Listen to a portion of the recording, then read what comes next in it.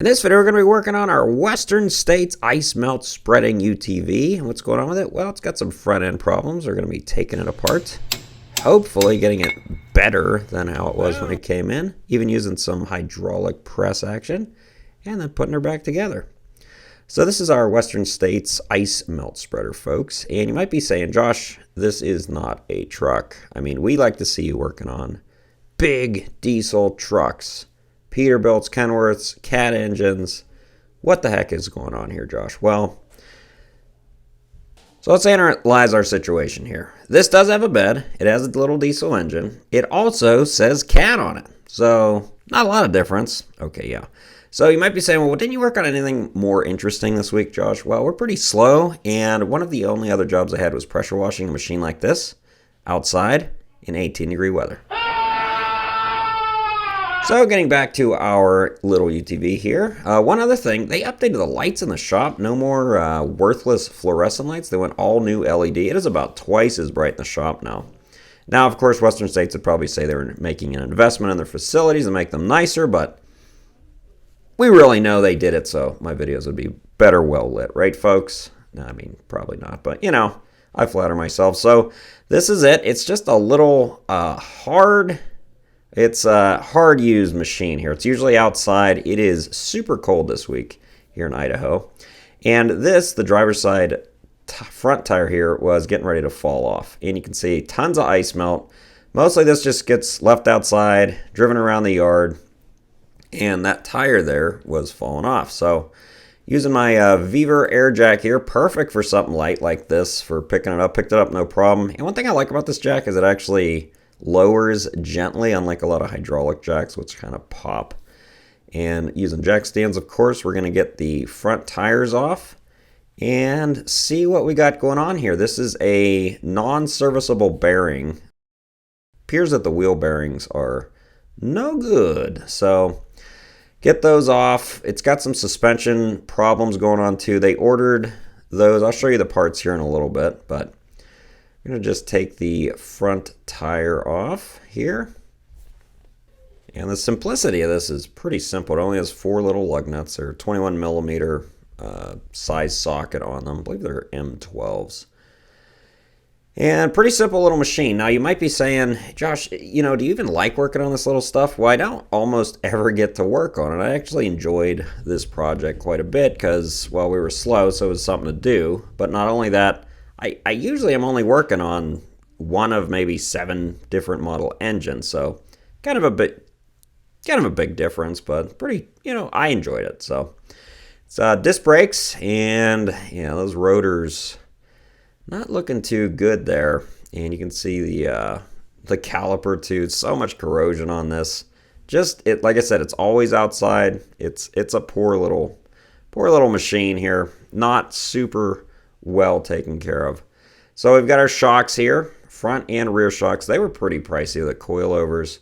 We've also got new bearings. Those are front wheel bearings. You can see they're non-serviceable, so you have to replace the whole bearing. It's not like the truck ones. And we've got upper and lower control arm bushings.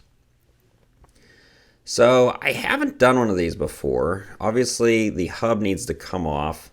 That's the hub nut there, just that little cap there. I'm surprised how clean it keeps that nut, just having that little rubber cap on it. And it kind of looks like the hub separates from the rotor, but I'm not sure about it there.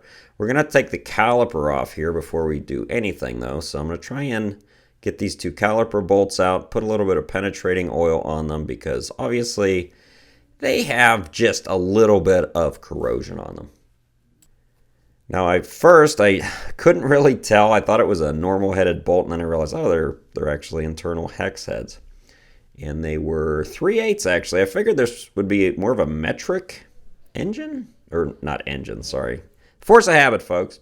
More of a metric fastener machine, but a lot of the fasteners actually were not metric. So getting this caliper bolt out here, and it's kind of a weird design. I'll show it here in a close-up, but the threads are actually on the very, I guess, the top of the bolt. So you can see them there. They're by the head, I guess they're by the head of the bolt, and then the rest is actually just smooth shaft. That's very unusual. I haven't seen a lot like this. There's also a little line. It looks like you could put a, I guess you wouldn't put a cotter pin through there. Some sort of snap ring or something on the end. This obviously didn't have those on it, but it could have taken it. So there's two of these caliper bolts. Yeah, you can see that little line there. I don't know if a snap ring's supposed to be there or not. I'm sure someone watching this is familiar with these machines a lot more than I have. I've never worked on one of these. So we're going to be taking the other caliper bolt out. You can see that one came up pretty easy. I was surprised I didn't actually break anything on this this job. I figured seeing how corroded, rusty it was, we were going to have all sorts of broken parts. And you can see the movement there in the wheel end. Now that's not the bearing moving. That's the upper and lower control arms and also the bushings where the knuckle mounts to. This machine, like I said, it needs a little bit of work. And they're actually wanting to get a newer machine, but apparently it's hard currently to get one of these. So we're going to try and get it through another season if we can. And yeah, these calipers do not want to come off very well. Got movement, multiple signals. Hey, look at that. Beautiful. Yeah, still was working, I guess. Not that the brake pads look that great, but you know, they're there. So, but they're so tiny too. It's so weird working on this little stuff. I often have to do mostly truck stuff or even pickup truck stuff. It's, you know, this is a whole different size, smaller than even pickup truck stuff.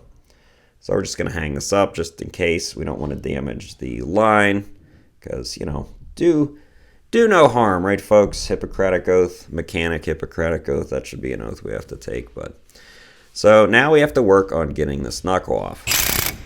So take this guy off, the big hub nut, I guess you'd call it.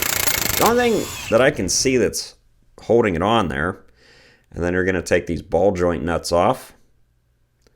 Got to speed it up because this took a little while.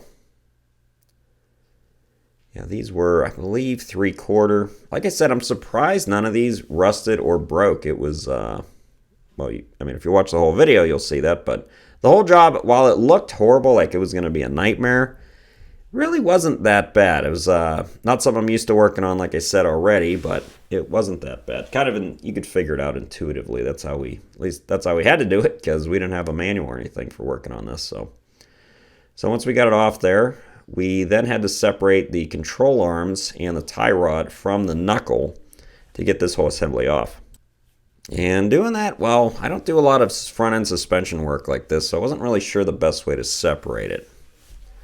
Tried prying on a little bit and tapping it, not super hard, but just trying to free it from those ball joints. And then I actually remembered that a tool I almost never use, I have a pickle fork. I've actually got a whole set of them, and it took me a couple minutes there to even remember. I was like, oh my gosh, I actually have the right tool for this. I just never use it. I've had this thing for probably 10 years and maybe used it a handful of times.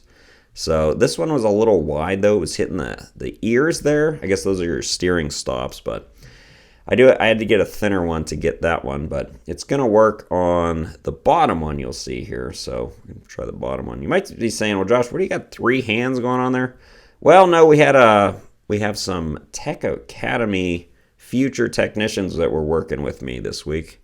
Don't want to say his name because he didn't say if I could or not, but we'll just say he was Apprentice A, and he was working here. And he was helping me out on this. So yeah, pickle fork, all it does is it's a wedge shaped kind of like a fork, and if you slide it between the ball joints and hit it, it will come out.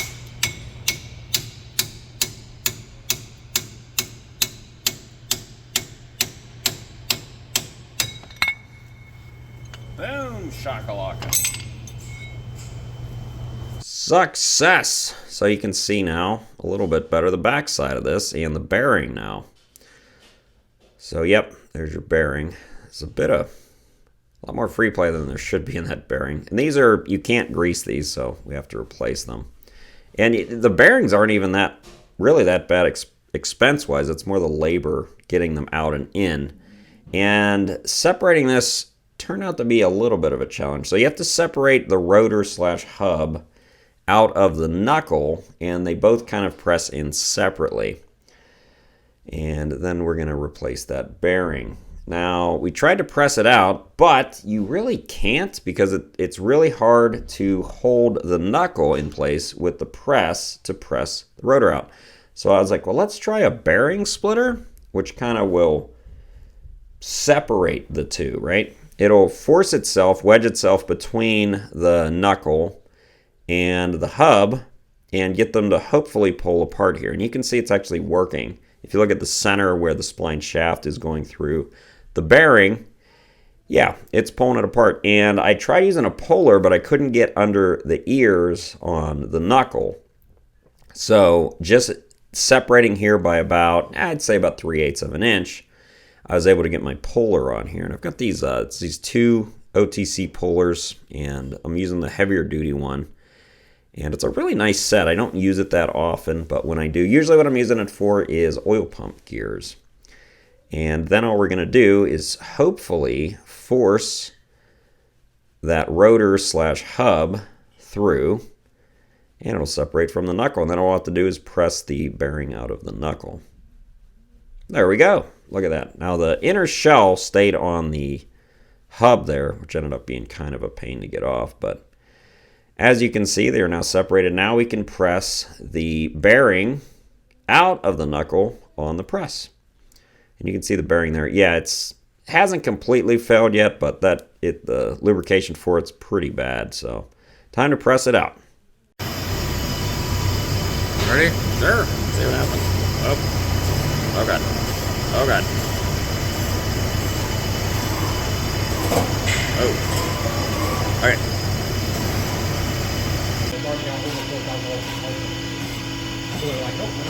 They can buy one of those UTVs.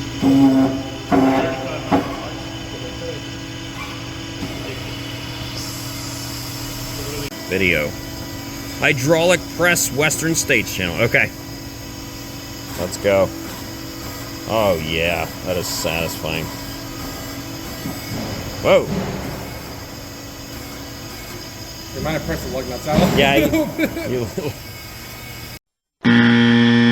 So I left the natural shop speak and ambience there. Yeah, we'd pushed the lug nuts in a little bit. We fixed that, but you can see we've got it fully assembled here with the new bearing in. And we're ready to go back together. So yeah, in the press, first we were pushing the old bearing out, then we had to press the new bearing into the knuckle, and then we pushed the hub into the knuckle with the bearing. You have to do it in that order. So yeah, that's a 100-ton press. That thing is no joke. They've actually got, you could see there was a screen in front of it, and they have double-plated bulletproof, I think it's plexiglass, not actually glass, but it used to just be a metal kind of fence, but pretty safe now. So you can see we're just putting the hub assembly back here. There's nothing to grease on the bearing, or really once it's installed into the hub or into the knuckle, you just put her back on and then put all your nuts back on. Nuts are kind of a pain in the butt. They're fine thread and they were rusted, but just had to swap them around till they would thread onto each other. One of them didn't want to thread onto one of the ball joints, but swapped the nuts and then, yeah, got them to go on.